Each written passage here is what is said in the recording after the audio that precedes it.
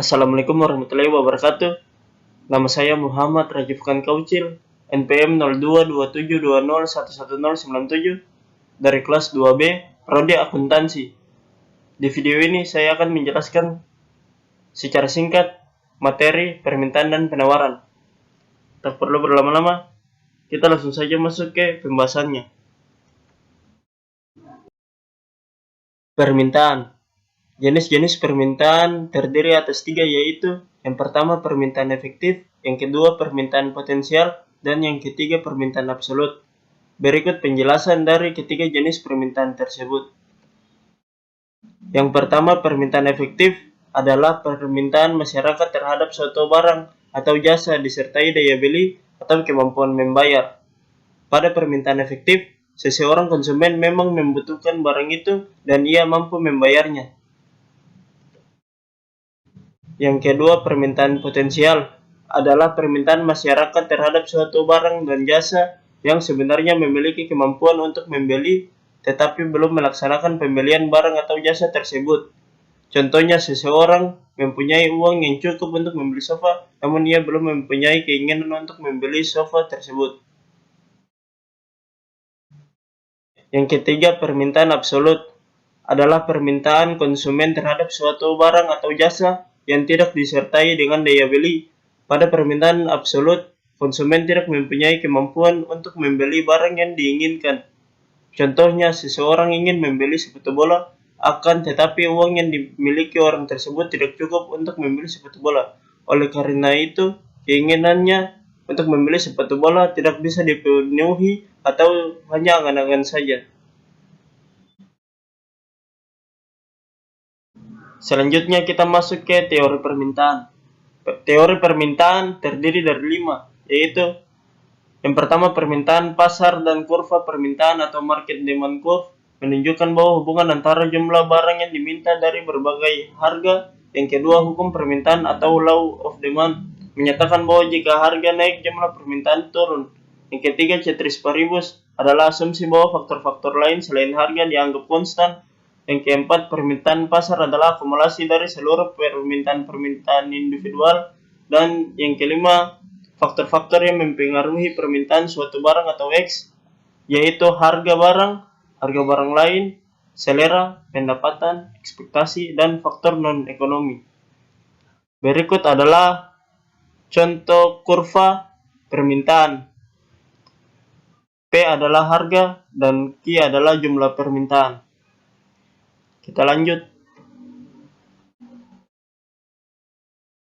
Sekarang kita masuk ke hukum permintaan.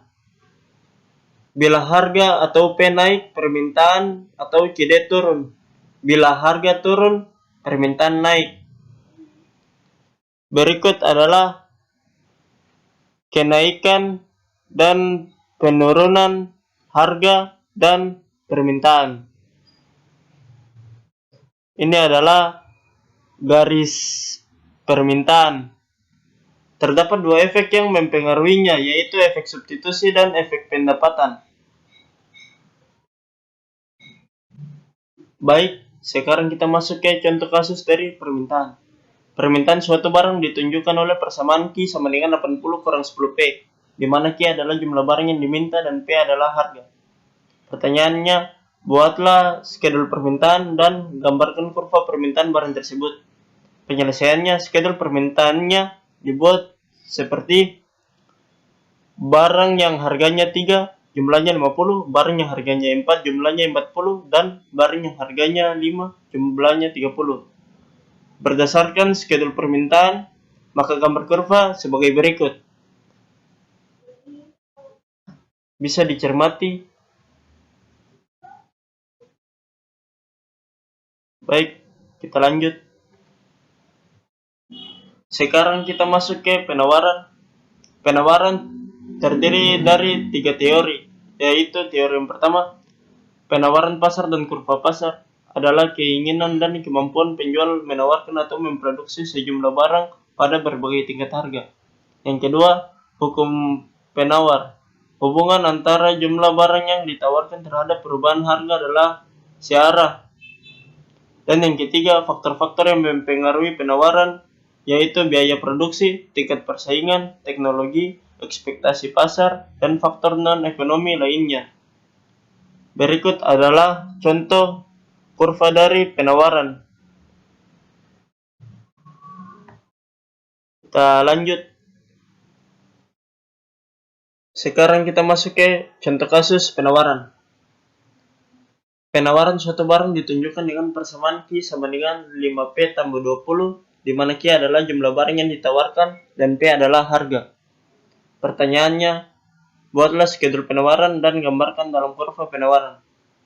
Penyelesaiannya, barang yang harganya 3, jumlahnya 35, barang yang harganya 4, jumlahnya 40, barang yang harganya 5, jumlahnya 45.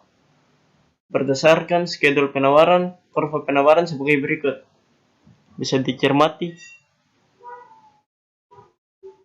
Garis ini adalah garis dari penawaran. Baik, kita lanjut. Baik, sekarang kita masuk ke keseimbangan permintaan dan penawaran. Keseimbangan permintaan dan penawaran sama dengan hukum ekonomi. Kurvanya seperti ini, bisa dilihat, bisa dicermati. Jika terjadi kelebihan penawaran, garis permintaan dan penawaran menjadi naik dan titiknya pun ikut menjadi naik. Sedangkan jika terjadi kelebihan permintaan, garis permintaan dan garis penawaran menjadi turun dan titiknya pun menjadi turun. Baik, kita lanjut. Baik, sekarang kita masuk ke contoh kasus dari keseimbangan. Permintaan barang ditunjukkan dengan persamaan Q sama dengan 80 kurang 10P, dan penawaran barang ditunjukkan dengan persamaan Q sama dengan 5P tambah 20, di mana Q adalah jumlah barang dan P adalah harga. Pertanyaannya, buatlah skedul keseimbangan dan gambarkan kurva keseimbangan permintaan dan penawaran barang tersebut. Artinya, contoh kasus permintaan dan penawaran tadi digabung di sini. Jadi skedul keseimbangannya, barang yang harganya 3, jumlah yang diminta 50, jumlah ditawarkan 35, barang yang harganya 4, jumlah yang diminta 40, jumlah yang ditawarkan 40, barang yang harganya 5, jumlah yang diminta 30, dan jumlah yang ditawarkan 45. Jadi kurva keseimbangannya, keseimbangan secara matematis QS sama dengan QD 5P tambah 20 tambah 80 kurang 10P, 15P sama dengan 60. Maka P tambah 4 dan Q sama dengan 40. Jadi kurva keseimbangannya menjadi seperti ini, bisa disimak. Yang di tengah ini menjadi kurva, garis dari kurva keseimbangan. Dan ini garis dari permintaan, ini garis dari penawaran.